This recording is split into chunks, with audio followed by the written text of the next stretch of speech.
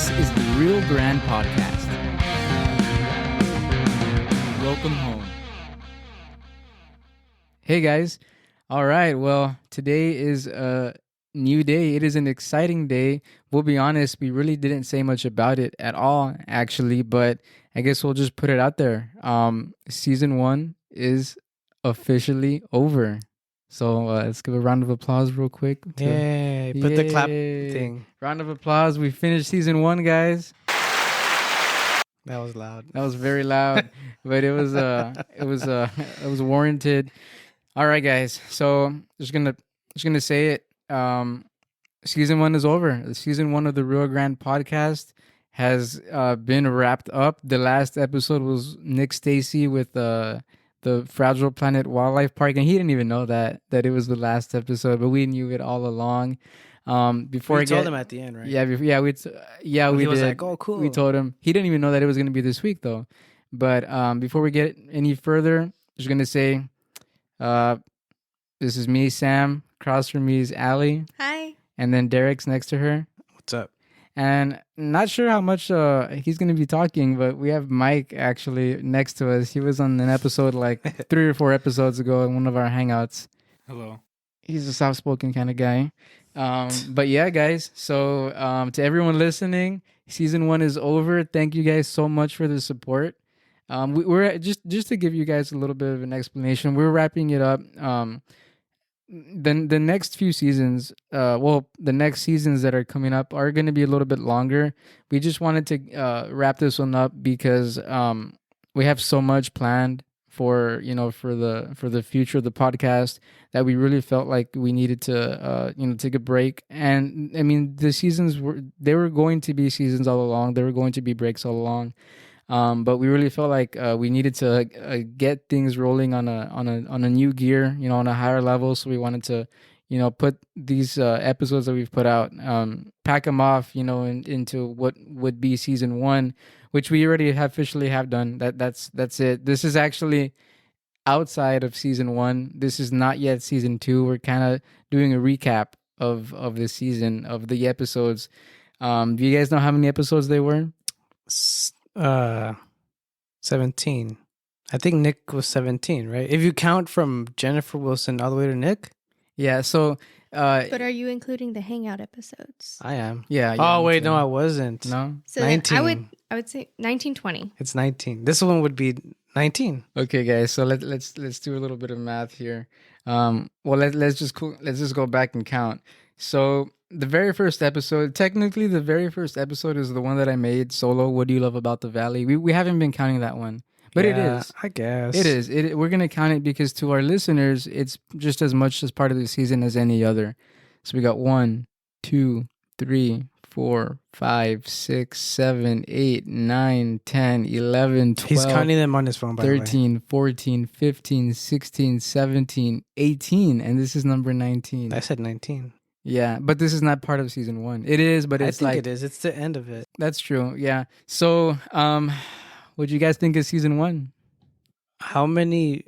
I wonder how many people have heard from then all the way until now. I think about that too. Yeah, like how many people stayed or have grown with us. Yeah. So if you're listening to this one, you're like the day ones, the season ones. Yeah. So once it's already season 3, just remember you were here since season 1. Yeah, and for those of you who are newer to the show, well, welcome first of all. Thank you for being here, and also the voices here on this episode. Myself, Derek, and Ali. We really are I guess the what makes up the podcast, and then Mike. Is. The episode with Mercedes, I didn't know he was going to be here, but he was asleep on the couch the whole time. There were several episodes where he was asleep on the couch. The episode with Far Out Records. Far Out Records. He was asleep on the floor. Yeah, he was on the floor. So at least with Mercedes, he was on the couch, not in the recording room, and Mercedes kind of just said hey, what's up? She left and he was on the couch. Yeah, she left when he was there. But the episode with Far Out Records, he was asleep. He was lying down in the room on the floor, right behind Isaac. Isaac and Zach. So he's been here. So I guess it's kind of appropriate that he's kind of not saying much, but he's here with us as well. But yeah, so anyway, Yeah, and like what Derek was saying, for everyone that listened from the very beginning, we just want to say thank you. We understand there's not going to be a whole lot right now because the show is new. When we started off, we had like 300 followers on Instagram, which is a really good way to start, actually. But it's been so fun, and it's weird because like it's been so fast, and I know a lot of you are probably thinking like, what, like already season 1 is over? But don't worry, this is the reason why we're doing this, is so that we can take some time to focus on what we want to do. We To give you an example, I bought a camera halfway through this season, a mirrorless video camera, because a lot of people were immediately wanting us to do video. So you guys have spoken, and we listened, and a lot of things that need time, need attention, because we're trying to do it right, and we don't want to just do things. And a lot of online websites are gonna say like, just do it, and that's true. We started the show, but like at the same time, like to do video production and all that, like we want to actually give it some attention, do a little bit of a promo reel. So don't worry, we're not going anywhere. We're not going to be gone very long anyway. But we still had to come here and talk to you guys about like what went on behind the scenes. It was 18 episodes, but a total of 15 weeks, by the way.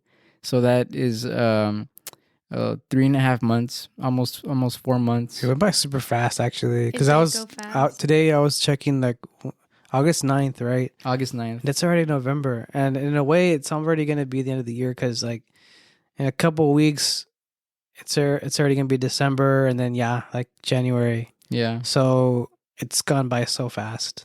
Yeah, exactly. The weird thing is that the trailer episode that we put out, actually we put that up in May, which is weird because it took a little while to get the trailer going.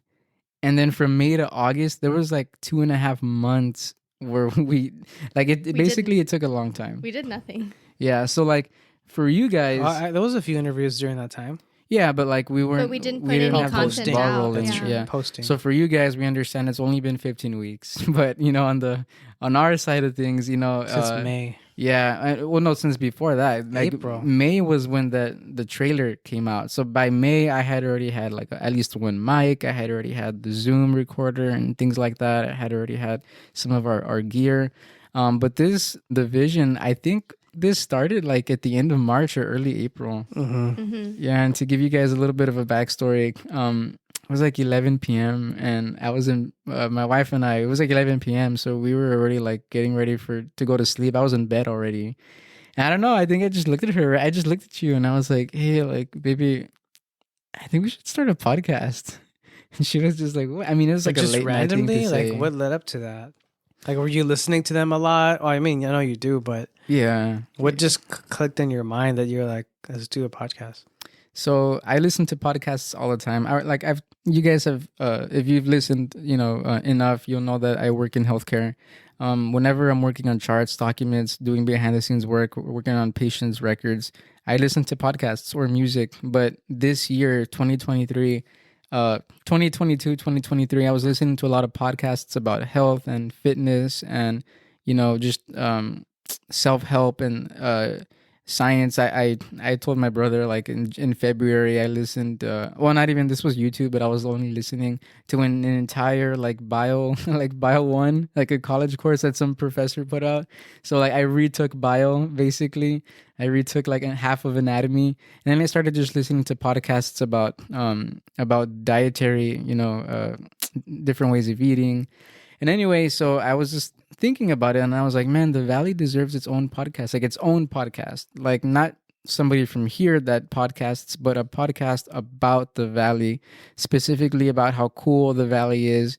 I've told people all the time, all of our guests, I've probably told them that, growing up, I felt like the Valley wasn't, the most interesting place, and that in order to make it somewhere, you had to get out.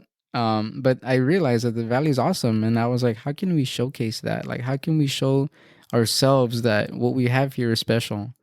So I thought, let's try talking about it and talking to people that make the Valley amazing, and that's what we've been doing, for the last few months. And I guess now we have some stories to tell. Ali hasn't been the most vocal on the show, but she has been there for most of them. There are a few episodes that she didn't make it out to because she had a lot of work. These episodes are all of them actually two minus three. All but 3 episodes have been recorded after work, right? We all three of us work full time. So this is all like after work. Sometimes Ali works after work because her job is pretty demanding. So she hasn't been there for a few episodes, but she's been around. She's, like I said, not the most vocal. But what do you think, baby? I want to give you some limelight. She is I don't know what you would call us, co-founders. Why is it called Limelight? I don't know why it's called limelight. I think it's because of the There's color. no lemon light, right? That might be a flavor, lemon light lemon. I'll look it up. Anyways, go ahead, Ali. All right, baby. And by the way, guys, she's looking at me like, no, don't make me talk. And you don't sound like that at all. But tell me what you think, baby, about the podcast. What do you think about the season? I think it's cool how you went from just this idea, just laying in bed one night, to putting it together and actually doing it. So I think it became real when we bought the mics and everything. It's like, well, we got all this stuff now. We got all this stuff. Let's do it, I guess. Yeah. And then researching places to go. And I remember when we found Jennifer Wilson, that was the first time I was like, what? We have a flower farm here? And that's when I realized too, is like, you know what? Like, we've lived here our whole lives, and there's so much that the Valley has to offer and so many new things that are coming up and no one knows about it. So I think it also helped us to explore the Valley itself and venture outside of the areas we're used to going to. We're always around McAllen, Edinburgh. We don't venture out into Cameron County all the time. But we are now. But we are now. So I do like that it's brought a lot of adventures also. And yeah, I mean, we've gotten to meet a lot of people, and now we still keep in touch with them, and we have that networking now, and it's nice. And it's cool because, like you said about doing stuff, like how many times did it happen where it's like a Friday or whatever, like, what are we going to do tonight? Like, oh, nothing, I guess. But now we can go to the flower market. Like, you know what I mean? Yeah. Like, now it's Saturday mornings. It's Saturday mornings now. It actually changed? Yeah, it did now. What? When was the last Friday? Last Friday. No. But we're dating it now. These episodes it's are okay. gonna be good forever. Anyways, but yeah, so like that now we had a new place to go, like, and we did. So that was super cool too. Like trying new things over there, discovering new things. That's where I tried Gelato Station, the Japanese. Oh yeah, not Japanese, the Asian like bakery and stuff, and other stuff too. Stefano's, no, not Stefano's. What's it called? Longoria's Pizza. Yeah. So there's a whole bunch of different things that like we would have never tried, or you know what I mean, if it wasn't for that. So that was cool. Yeah. When did you guys realize that I was serious about this, or like, did you guys have any moment? In the early 1800s, theater stages were lit by heating a cylinder of the mineral called lime. The result was an intensely bright white light. The word limelight came to have its figurative meaning at the center of attention in 1877. Oh, that's why it's called limelight. See, so Mike sent Derek that, right? No, I looked it up, but he looked it up too. Okay, yeah. Anyways, so, yeah, Mike's working behind the scenes. What was the time you were saying? Yeah, so when did you guys realize that, like, okay, this guy's serious, or like, did you already know that like this was actually gonna happen? Well, I already knew that, like, once you set your mind to something, it's gonna happen. Yeah, and you kept talking about it every single day, so I already knew, like, okay, like. And then you started buying the stuff. Yes. It's like, kind of like what she said, like, well, now we have the stuff. Well, so now we have the stuff. I guess we're doing it. Yeah. When we were in Guitar Center, that's when I knew. I was like, man, this guy's serious about the whole thing. Yeah. That's when we bought the recorder. When I bought the recorder. The Zoom. All right, guys. So I've been wanting to do this for a long time. Mr. Javier de Leon, dude. You had no idea. We never told you. I probably was playing imposter syndrome, pretending like I knew what I was doing. Yeah, Ali just said it. Javier, if you're listening, and we know you are, we talked like a few weeks ago.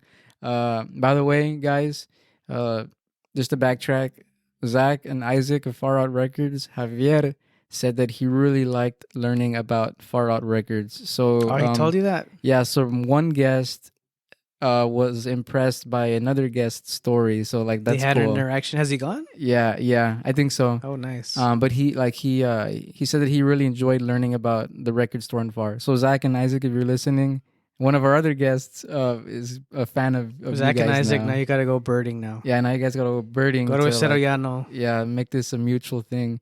Anyway, Javier, gotta let you know, man, you had no idea, but you were the very first guest. You were the Guest. very first episode that was recorded. You were also you were like the second episode, but it was uploaded at the same time. But yeah, so everyone who listens to it, because as a side note, the episodes were not all uploaded according to when they were recorded, right? Like we might have recorded with you today, but then we recorded with someone tomorrow, and the person that gets recorded second, gets their episode uploaded first. It wasn't in chronological order like that. But with Mr. Javier, he was the very first interview. Like we had not done any. I had done my solo one already, and we had done practice sessions. So I used that to pretend like I knew what I was doing. But yeah, Javier, you were the first guy. I was at a library. I was nervous to take all the gear. I thought we were gonna get kicked out. When we went to the bat thing, that was before we had the interview or after? That was Before, right? Before. Yeah, it was Saturday, and the interview was Monday. Oh, okay. And we knew him Monday because we had Yeah. met him I Saturday. still haven't gone back to those bats. I really want to. I've seen the guano like a few times in that area. Yeah. Yeah, because that's another thing, guys. Mr. Javier invited us to go watch Bat colony. We tried to go see a bat colony mission, as they were gonna be like heading out to hunt for the night. We didn't get anything. There were no bats that night. But They were there, but they didn't come out. that was adventure number one. Now that I think about it. Okay. This off That's true. topic, Yeah. but remember when we went to Austin, and you took me to the Congress Bridge because supposedly like there were bats under there, and they had like a big show, and then we got there, and like maybe one or two came out, and it was like a lot of people. There was a lot of people Yeah, watching. It for was a them. similar situation though, because like I saw two. that weather that day in Austin was rainy, so I think they just didn't want to come out. And when we went in mission, I think it was something similar too, where it was like Yeah. the weather was just like maybe they just didn't want to come out. It was very there humid was just that day. nobody. Yeah, There was but just they do come nobody. out though. Yeah. So anyway, Javier, seen you were the videos. first guest. I was very nervous. I truly just genuinely was. Miss Jennifer was the first like business that we did, because Javier is a state park. It's a government like organization, whatever. But Miss Jennifer was the first episode, the first person that we went out to. We had a really great time with her. If you guys haven't gotten to know her or listened to the episode, check out Flower Farming in the Blooming Community. It's one of the first episodes. It's really cool. Ali fell in love with her, right? You like talking to her. My mom too. She keeps up with Miss Jennifer a lot, talking about planting flowers right now. Mm-hmm. I think for us, like in our family and in our group of friends, the most influential episode was the birding one, though. Yes. Oh, All right, because a lot of our family, like a lot of our tios and tias, tell us like that they're doing it now. Like Ali's mom has put up a bunch of bird feeders. They didn't for a long time because they were afraid of squirrels overtaking them. There is one squirrel. We call him Umberto, and he's back. Okay, well, Umberto. Well, because of the squirrel, they never wanted to. But like, that's the most influential episode. It's gotten me into it. I know Derek. We've always been into it, but like that one really got us like thinking. like opening our eyes. I thought it was interesting when he talked about how back then they used to like shoot them down just to get a better look at the birds. Mm-hmm. I thought that was interesting. Yeah, that's. Do you have a sad. favorite bird? I don't think I do. Like, no, nothing came to my head, so no. The only one that I can think of it's my favorite right now is the titmouse. What's it called? Tufted. The gray something titmouse, right? From here, Yeah, I thought it was not a tufted titmouse. maybe. But I just really like them. They're so cool, man. Yeah, you liked them since Since before, yeah. yeah, since like Austin when we were going out over Yeah, there. when I first saw them, I was like, "Well, what is this?" Because I'd never seen them. Mhm. And they're there, but that's one of those things where like you'll never know. Like all you got to do just one day go out there and look, and you're gonna see so many different birds that you never realized were here all along. Yeah, That's pretty cool. That's the cool thing about birding. What about Like they've you, always Ali? been here. What's your favorite bird, Ali? The kiskadee. Oh, What's those are that nice. look like? Yeah, so she's talking about. I think it's called the Great Kiskadee. Or Let me just search Kiskadee. That's my favorite here in the valley. Yeah, right great now. Kiskadee, man. You see, man, that episode Oh yeah. got us really wanting to learn.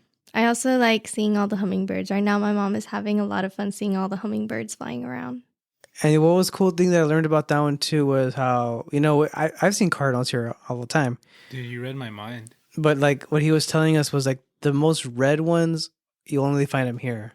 Yeah, Cardinals. So I thought that was cool because you can go to like other parts of the state or whatever, and you'll see a cardinal, but it's not the ones that are super red are the ones that are here. So that was cool. Delaware has them too. Oh, yeah. Yeah, I remember it would like be raining outside one day, and then like I'd go out and I just see a random one show up on a pine tree. Oh, okay. And I'm like, Cool. man, that's such a cool bird. Yeah. Is there anything? You know what? Let me just ask this. We'll take our turn. What's one thing that you guys learned through this first season of the Rio Grande podcast? I don't know about learned, but I guess it's made me appreciate like supporting local more. Because leading up to it, like we were already kind of getting into that whole like, oh wow, supporting local and stuff. But now that we were like Searching. interviewing these people and going to markets and stuff, like Meeting them.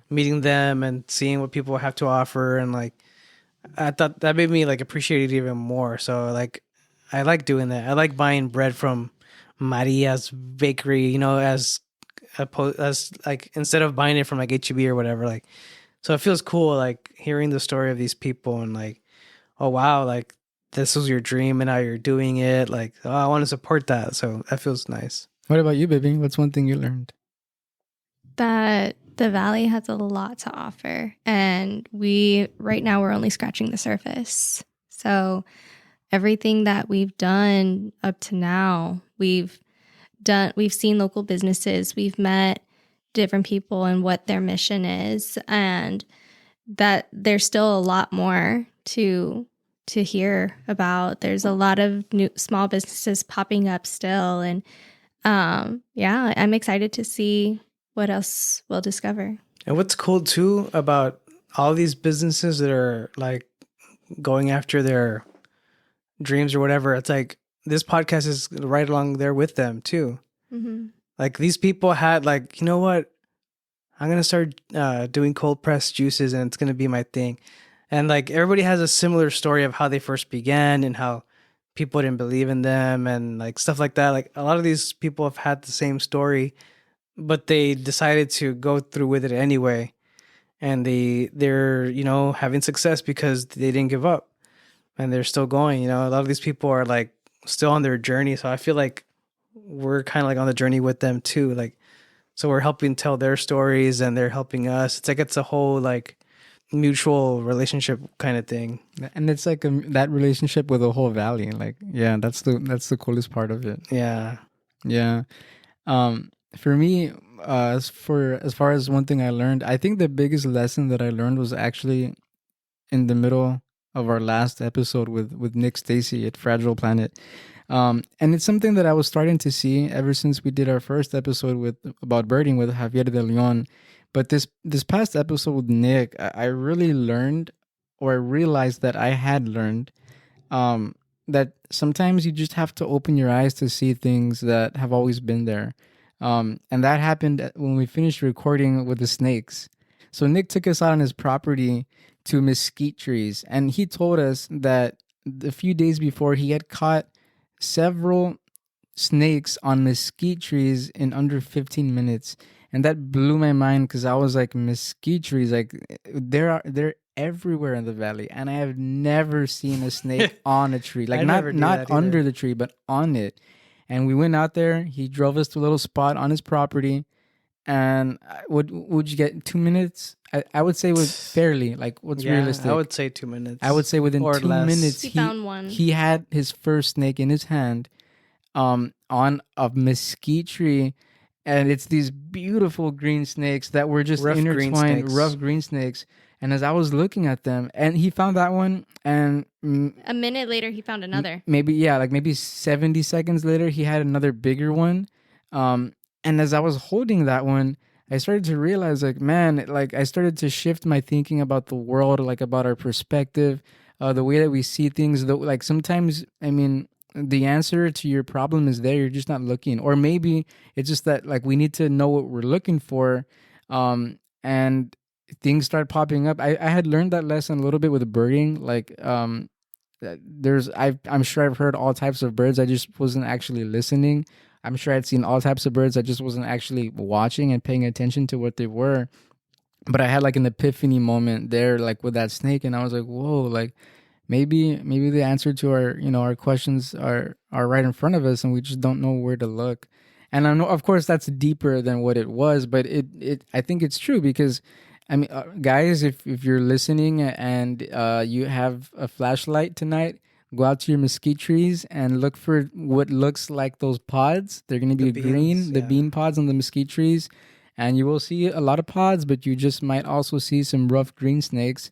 They're not going to be very big. I would say they're like 2 feet long, maybe 1 to 2 feet. They're kind of skinny too. They're so skinny. You really gotta like look. And they sometimes look just like the pods. yeah, or they look like the vines because they were like wrapping around like a vine. But that's the biggest lesson that I learned, that if you know where to look and you know what you're looking for, you'll be able to find what you're after.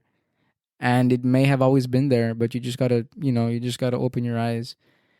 So yeah, so that was my big lesson. That was probably one of the funniest episodes also for me, just because I was like talking to Nick like around hundreds of like animals. There was like these giant turtles, dark next frogs to us. and turtles. Yeah, and there was these like Australian snakes. turtles right next to us, but you guys couldn't hear them. And I was also like recording half the time with a cat like on my back. But yeah, that was really fun, and I learned a lot from Nick. Yeah, Watusi, I had never heard of that.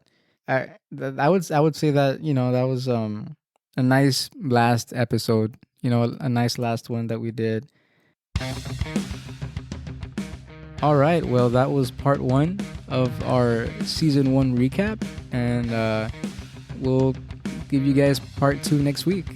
Thanks, guys. Have a good week. Appreciate that.